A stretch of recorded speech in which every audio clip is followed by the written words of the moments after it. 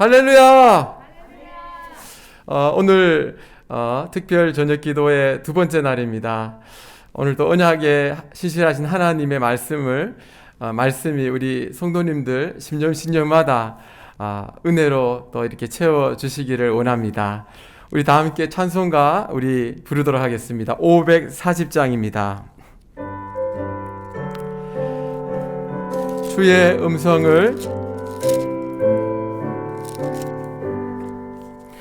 주의 음성을 내가 들으니 사랑한단 말일세. 믿는 마음으로 주께 가오니 나를 영접하소서. 내가 매일 십자가 앞에 더 가까이 가오니 곳에 주의 흘린 보배 피로써 나를 정케 하소서. 주여 넓으신 은혜 베푸사 나를 받아주시고 나의 품은 뜻 주의 뜻같이 되게 하여 주소서. 내가 매일 십자가 앞에 더 가까이 가오니 곳에 주의 흘린 보배 피로써 나를 정케 하소서. 주의 보좌로 나아갈 때에 어찌하니 기쁠까. 주의 얼굴을 항상 배우니 더욱 친근합니다.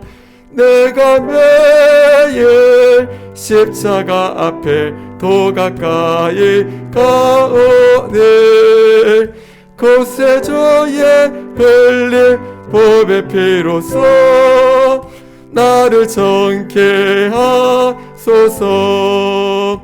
우리 구주의 넓은 사랑을 측량할 자 없으며 주가 주시는 참된 기쁨도 헤아릴 수 없도다. 내가 매일 십자가 앞에 더 가까이 가오니 곳에 주의 흘린 보배 피로써 나를 정케 내가 매일 십자가 앞에 십자가 앞에 더 가까이 가오니 곳에 주의 흘린 보배 피로써 나를 정케 하소서. 아멘. 이 시간 제가 기도하도록 하겠습니다. 좋으신 하나님 아버지, 은혜를 감사합니다. 오늘도 70일 특별 기도의 두 번째 시간을 가질 수 있도록 이런 기회와 또한 여건과 환경을 마련해 주셔서 감사합니다. 하나님, 비록 함께 모여서 예배드리지는 못하지만 각양 처소에서 하나님을 향하여 하나님의 말씀을 듣고 기도할 수 있는 복되고 귀한 시간이 될 수 있도록 인도하여 주시옵소서. 무엇보다도 이번 기회를 통해서 정말 개인이 살아나고 우리 가정이 살아나고 우리의 자녀가 살아나고 우리 공동체와 우리 교단과 한국교회가 살아나는 그런 역사가 일어나기를 소망합니다. 지쳐져 버렸고 또 여러 가지 연약해버린 우리의 무릎과 우리의 손을 다시 한번 하나님을 향하여 높이 들 수 있게 도와주시고, 그리하여 우리의 기도가 주님의 보좌를 움직이고 또한 주님께로부터 오는 큰 응답과 확신을 가지고 나아가는 그런 은총과 은혜를 덧입는 복되고 귀한 시간 될 수 있도록 축복해 주옵소서. 하나님, 이제 시작합니다. 마칠 때까지 함께하여 주시옵소서. 예수님의 이름으로 기도하옵나이다. 아멘. 다 같이 하나님 말씀을 찾겠습니다. 이사야 1장입니다. 이사야 1장 1절에서 마지막 절까지입니다. 본문이 좀 길긴 하지만 같이 한 목소리로 읽도록 하겠습니다. 구약성경 968페이지 정도에 있습니다.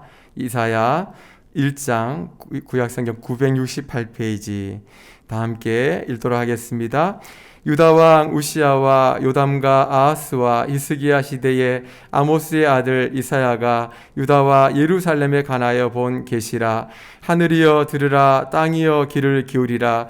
여호와께서 말씀하시기를 내가 자식을 양육하였거늘 그들이 나를 거역하였도다. 소는 그 임자를 알고 나귀는 그 주인의 구유를 알건만은 이스라엘은 알지 못하고 나의 백성은 깨달지 못하는도다 하셨도다. 슬프다 범죄한 나라요 허물어진 백성이요 행악의 종자요 행위가 부패한 자식이로다. 그들이 여호와를 버리며 이스라엘의 거룩하신 이를 만원히 여겨 멀리하고 물러갔도다. 너희가 어찌하여 매를 더 맞으려고 폐역을 거듭하느냐.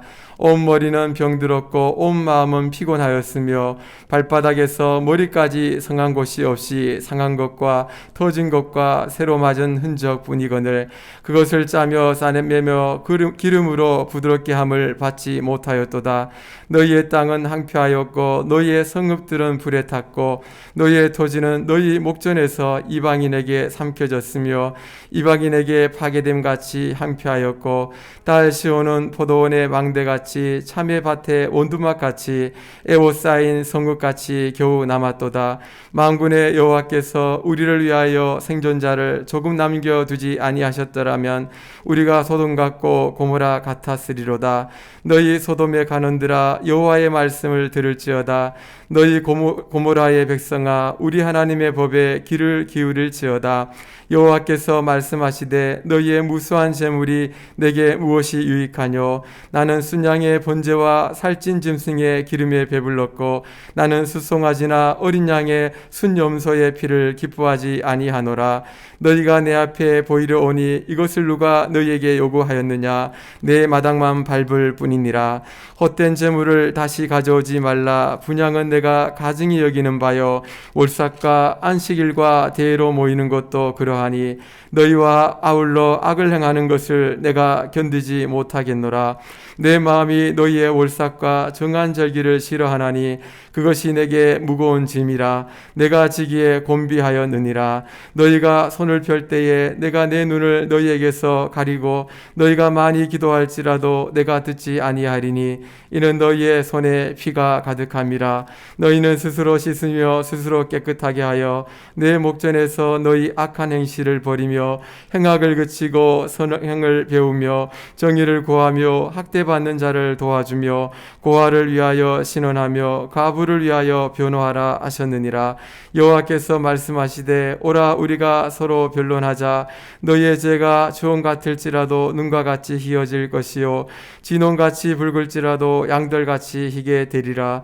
너희가 즐겨 순종하면 땅의 아름다운 소산을 먹을 것이요 너희가 거절하여 배반하면 칼에 삼켜지리라. 여호와의 입의 말씀이니라. 신실하던 성읍이 어찌하여 창기가 되었는고 정의가 거기에 충만하였고 공의가 그 가운데 거하였더니 이제는 살인자들 뿐이로다. 내 은은 찌꺼기가 되었고 내 포도주에는 물이 섞였도다. 내 고관들은 폐역하여 도둑과 작하며 다 뇌물을 사랑하며 예물을 고하며 고아를 위하여 신원하지 아니하며 가부의 송사를 수리하지 아니하는도다. 그러므로 주 만군의 여호와 이스라엘의 전능자가 말씀하시되 슬프다. 내가 장차 네 대적에게 보응하여 내 마음을 편하게 하겠고 내 원수에게 보복하리라. 내가 또 내 손을 내게 돌려 내 찌꺼기를 제물로 씻듯이 녹여 청결하게 하며 내 혼잣물을 다 제하여 버리고 내가 내 재판관들을 처음과 같이 내 모사들을 본래와 같이 회복할 것이라. 그러한 후에야 내가 의의 성읍이라 신실한 고을이라 불리리라 하셨나니 시온은 정의로 구속함을 받고 그 돌아온 자들은 공의로 구속함을 받으리라. 그러나 패역한 자와 죄인은 함께 패망하고 여호와를 버린 자도 멸망할 것이라. 너희가 기뻐하던 상수리 나무로 말미암아 너희가 부끄러움을 당할 것이요 너희가 택한 동산으로 말미암아 수치를 당할 것이며 너희의 잎사귀 마른 상수리 나무 같을 것이요 물 없는 동산 같으리니 강한 자는 사모라기 같고 그의 행위는 불티 같아서 함께 탈 것이나 끌 사람이 없으리라. 아멘. 이스라엘은 하나님과 특별하게 언약을 맺은 백성이었습니다. 그래서 아브라함과 이삭과 야곱과 언약을 맺고 이후에 출애굽한 이후에 하나님이 모세의 인도 따라서 시내산에서 다시 언약을 체결합니다. 그만큼 언약을 귀중하게 여겼고 이 언약을 맺으면서 하나님은 이스라엘은 여호와는 이스라엘의 하나님이고 또 주요 남편이 되셨고 또 이스라엘은 그분의 백성이요 또 그분의 종이요 또 그분의 아내면서 그리하여 제사장 나라가 되었다라고 언약을 체결했습니다. 그럼에도 불구하고 이스라엘 백성들은 계속해서 언약을 끊임없이 파기하기 시작합니다. 이런 가운데 하나님은 그들이 다시 주께로 돌아오기를 간절하게 원하셨다는 사실을 이사야를 통해서 계속해서 알 수가 있습니다. 어제 말씀드렸던 것처럼 이 격동의 시기에 이 유다 백성들은 하나님을 의지하기보다는 아스르를 의지하고 또 애굽을 의지하고 바벨론을 의지합니다. 계속해서 그들을 향하여서 하나님이 선지자들을 보내어서 언약을 파기했던 그들이 다시 한번 돌아오기를 계속해서 경고하고 하나님의 메시지를 전해줬음에도 불구하고 그들이 돌아오지 않습니다.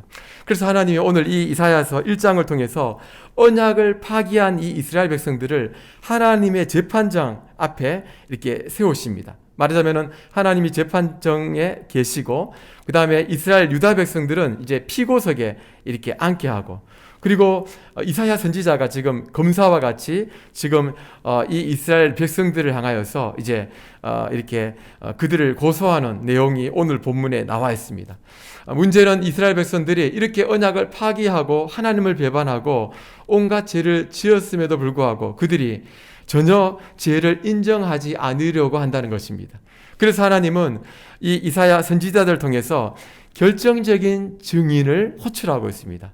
오늘 2절에 그렇게 말씀합니다. 같이 보시지요. 2절에 하늘이여 들으라 땅이여 귀를 기울이라 여호와께서 말씀하시기를 내가 자식을 양육하였거늘 그들이 나를 거역하였도다. 지금 하나님이 증인을 이사야 선지자를 통해서 증인을 2명을 지금 호출하고 있는데 그게 바로 하늘과 땅입니다. 율법에서 증인 2-3사람이 있지 않으면 재판이 진행되지 않기 때문에 지금 증인을 불러오고 있는데 그 증인이 하늘과 땅입니다. 왜냐하면 하나님과 이스라엘 백성들이 언약을 맺었을 때의 증인이 바로 하늘과 땅이었기 때문에 그렇습니다. 이것은 시내산에서 이스라엘 백성들과 이 언약을 맺은 다음에 40년이 지난 이후에 모세가 신명기에 이 언약을 맺었던 이야기를 다시 한번 확인하기 위해서 이야기를 합니다. 너희들이 만일 하나님만 섬기면 들어가도 복을 받고 나가도 복을 받을 것이다. 그러나 반대로 바로 너희들이 하나님을 버리면 들어가도 나가도 저주를 받을 것이다. 그러면서 이 언약에서 변명하지 못하도록 증인을 택하는데 그 증인이 하늘과 땅이었습니다. 신명기 31장 28절에 너희 지파 모든 장로와 관리들을 내 앞에 모으라. 내가 이 말씀을 그들의 귀에 들려주고 그들에게 하늘과 땅을 증거로 삼으리라. 신명기 32장 1절에도 하늘이여 귀를 기울이라 내가 말하리라. 땅은 내 입의 말을 들을지어다. 즉 하나님과 이스라엘 백성들이 언약을 맺는 그 순간에 증인이 필요했는데 그 증인을 하늘과 땅이 즉 모든 이 만물이 다 볼 수밖에 없도록 그렇게 하셨다는 것입니다. 그리고 이후에 하나님은 이 언약을 맺은 이후부터 그 전부터도 사랑하셨지만 언약을 맺은 이후부터 더욱더 이 이스라엘 백성들을 자녀를 양육하듯이 정말 지극정성으로 이들에게 사랑을 베풉니다. 그런데 이스라엘 백성들은 계속해서 거역하죠. 그리고는 하나님이 선지자를 보내서 끝까지 돌아오도록 그들의 구원을 위해서 외치셨지만 하나님의 이 애끓는 외침을 유다 백성들은 끝끝내 기만해 버리고 맙니다.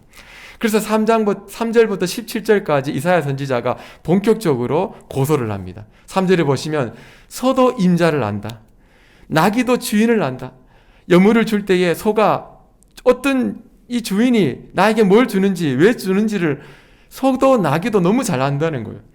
그런데 이스라엘 백성들은, 하나님의 어린 양이라고 하는 이스라엘 백성들은 나를 배반한다라고 말합니다. 이 말은 다른 뜻이 아니라 짐승만도 못하다는 것입니다. 바로 그 유다 백성들의 삶이, 이 처지가 그랬다는 것입니다. 그래서 이 이사야 선지자가 10절에 보면은 이스라엘의 지도자들과 백성들을 향해서 이렇게 말합니다. 이스라엘의 지도자들은 소돔의 간원들이라, 백성들은 고모라의 백성들이라. 여러분, 소돔과 고모라가 어떤 땅입니까? 제약이 간영해서 불과 유황으로 멸망받은 땅이 이 땅이 아닙니까? 의인 10명이 없어서 멸망받은 땅이 이 땅입니다. 말하자면은 그 땅은 정말 신실한 자를 찾기 어려울 정도로 타락이 극에 당했던, 제약이 너무나 간영했던, 온갖 인간의 욕심과 욕망으로 제약으로 얼룩져 버린 도시가 이 소돔과 고모라라는 것입니다. 그런데 바로 유다 백성들, 그 거룩한 성전이 있는 그 예루살렘 땅이 바로 지도자들뿐만 아니라 백성들까지 모두가 다 이 극에 타락한 소돔과 고모라처럼 타락한 곳이 되었다 버렸다는 것입니다. 그래서 하나님께서 이런 이들을 향하여서 하나님이 지금 이사야 선지자를 통해서 고소를 하고 있는 것입니다. 그렇다면 구체적으로 이들이 배반한 것 중에 가장 중요한 게 뭐였을까요? 예배였습니다. 오늘 11절과 12절을 잠깐 보시죠. 같이 보시겠습니다. 여호와께서 말씀하시되 너희의 무수한 재물이 내게 무엇이 유익하뇨? 나는 순양의 번제와 살찐 짐승의 기름에 배불렀고 나는 숫송아지나 어린 양이나 순염소의 피를 기뻐하지 아니하노라. 너희가 내 앞에 보이러 오니 이것을 누가 너희에게 요구하였느냐? 내 마당만 밟을 뿐이니라. 이스라엘 백성들의 예배는 한마디로 말하면 외식하는 예배, 거짓 예배였습니다. 이들은 예배의 형식은 있을지 몰랐지만 그 안에 가장 중요한 하나님을 경외하는 마음이 없었습니다. 많은 제물을 드렸지만 그들은 하나님을 향한 경외심이 전혀 없는, 그래서 13절에 보면 헛된 제물을 가지고 오지 말라. 내가 희생의 제물과 번제와 기름 때문에 배가 부르다. 더 이상 희생 제물을 피를 기뻐하지 않는다. 내가 언제 이것을 요구했느냐, 이렇게 말씀하실 정도로 그들의 예배를 기뻐하지 않았다는 것입니다. 성도 여러분, 생각해 보십시오. 하나님이 성막을 만들라고 하신 분이 누구냐면은 하나님이셨습니다. 그 성막 안에서 죄 없는 동물의 피로 제사를 지내면서 그 피로 하나님 앞에 나와 죄를 용서받고 은혜를 베풀어 주시겠다고 약속하신 분도 하나님이셨습니다. 그런데 그 하나님이 이러한 희생제사를, 이러한 예배를 싫어하신다니 이게 말이 되겠습니까? 진짜 하나님이 말하고 싶어 하시는 것은 제사 자체가 싫다는 게 아닙니다. 희생제사가 하지 말라는 게 아니었습니다. 그들의 외식하는 제사를 결코 용납할 수가 없다는 것이었습니다. 왜 그랬을까요? 그들은 형식적으로 이 성막에 와서 제사를 드렸지만 그들은 밖에 나가면 하나님을 섬긴 것이 아니라 우상을 붙들고 있었습니다. 뿐만 아니라 약한 자를 억압하고 그리고 제약을 저질렀습니다. 그들이 하나님께 나와서 절기를 짓고 금식하는 것은 하나님을 위해서나 이웃을 위해서가 아니라 자신들의 욕망과 욕심을 채우기 위해서, 이루기 위해서 드렸던 제사였기 때문이었습니다. 그들은 바깥에 가서 그렇게 많은 죄를 짓고도 하나님께 와서는 조금도 죄에 대한 애통함이나 통회함이 전혀 없었습니다. 하나님에 대한 경외함 또한 없었습니다. 이러한 제사를 하나님 보시기에 외식하는 제사였고 거짓된 제사였기 때문에 하나님이 그들이 갖고 온 예물까지도 원치 않는다는 말씀을 하셨던 것이었습니다. 그래서 여러분, 이렇게 배은망덕한 이스라엘을 향해서 놀랍게도 하나님은 여전히 그들을 향해 사랑하고 계셨습니다. 그래서 그들이 이러한 재판정에서 지금 권사와 같은 이사야가 고소하고는 이 마당과 이러한 상황 속에서도 하나님은 그들에게 이러한 죄를 다시 한번 돌이키고 회복하여 주께로 돌아오기를 간절히 원하는 그런 마음이 하나님에게 있었습니다. 하나님이 재판을 하시는 것은 그들을 멸망시키기 위함이 아니라 그들이 빨리 회개하고 돌아오기를 원하신다는 메시지가 이 안에 있었습니다. 그래서 18절에 죄악 가운데 있는 이스라엘이 구원받는 길을 열어놓으셨는데 그 메시지가 기록하고 있습니다. 18절을 한번 같이 읽어보시죠. 시작. 여호와께서 말씀하시되 오라 우리가 서로 변론하자. 너희가 죄가 주홍 같을지라도 눈과 같이 희어질 것이요 진홍같이 붉을지라도 양털같이 희게 되리라. 아멘. 여러분, 이 말씀 한 절만 읽어도 진짜 놀랍지 않습니까? 내가 하나님을 배신하고 어리석고 가증한 우상을 섬기면서 온갖 죄악으로 소돔과 고모라 같을지라도, 그렇게 타락했을지라도 하나님께로 향하는 구원받을 수 있는 놀라운 메시지가 오늘 이 말씀입니다. 아무리 주홍같이 붉을지라도, 우리의 죄가 주홍같이 붉을지라도, 진홍같이 붉을지라도 눈과 같이 흰털같이 깨끗하게 해주시겠다.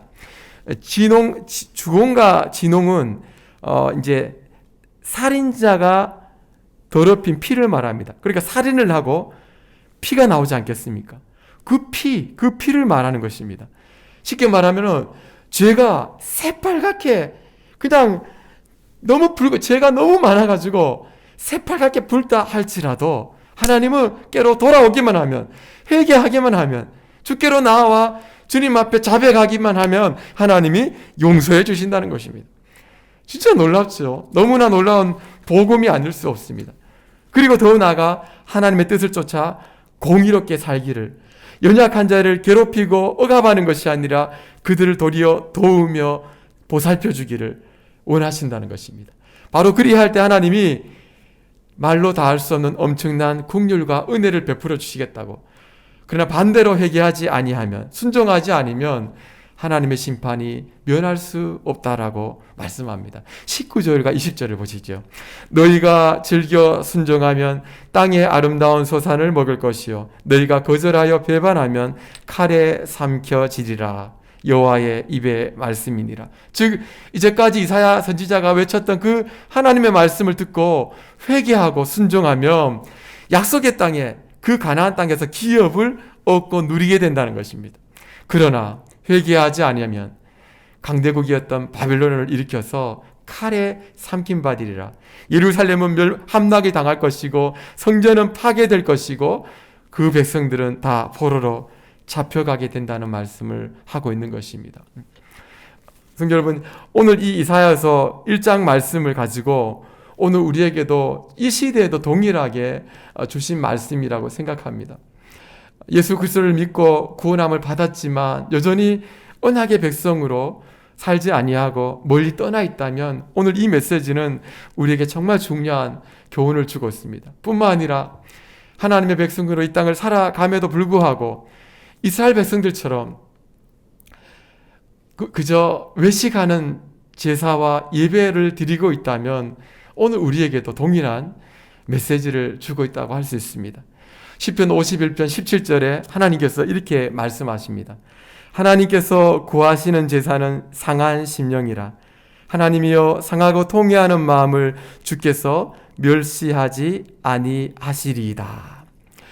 하나님께서 정말 원하시는 예배는 영과 진리로 드리는 예배라고 우리가 알고 있습니다. 뿐만 아니라 죄에 대해서 조금이라도 가슴 아파하고 거기에 대해서 애통해하는 마음을 갖기를 원하신다는 것입니다. 고난으로 인해서 상하고 찢겨졌던 마음을 내 가족이나 이웃들을 향해서 분노하고 풀어버리는 것이 아니라 그 마음을 가지고 하나님께 나와서 하나님께 드리려고 하는 그 마음을 하나님이 멸하지 아니하시고 은혜와 자비를 베풀어 주신다는 것입니다. 오늘 이 시대에 사는 우리들에게 하나님이 원하시는 메시지가 아닌가 생각합니다. 오늘 하나님은 하나님의 백성들이 예배 드릴 때에 그저 형식적이고 더 나아가 일상생활에서 온갖 죄를 지음에도 불구하고 이 땅 이곳에 와서 전혀 가책도 없이 그저 애통하는 마음 없이 드리는 예배가 아니라 도리어 정말 죄에 대해서는 애통해하고 또 상하고 찢겨졌던 마음이 있다 할지라도 그것을 하나님께 나와서 정말 내놓기를 원하시는 그런 하나님의 긍휼을 구하기를 원하는 그 마음을 주께서 원하신다는 것입니다. 뿐만 아니라 더 나아가 나뿐만 아니라 내 가족과 내 이웃과 내 공동체 가운데 있는 여러 가지 연약한 죄가 있다면 그것을 가지고도 하나님 앞에 나가 기도하는 그런 제사장적인 역할을 감당하는 그런 사람들이 되기를 원하십니다. 사랑하는 우리 성도 여러분, 오늘 이 말씀 붙들고 우리가 함께 기도할 때에 정말 이 이사야 선지자가 외쳤던 이 말씀이 오늘 우리에게도 또 동일하게 하나님 거짓된 예배, 외식하는 예배가 아니라 정말 애통해하고 통회할 수 있는, 그러면서 상한 마음을 하나님께 쏟아 부으며 더 나아가서 잃어버렸던 많은 이 여러 가지 이웃들과 상한 심령을 갖고 있는 많은 지체들을 향해서 하나님 마음을 품고 기도할 수 있는 그런 저와 성도님들이 되었으면 좋겠습니다.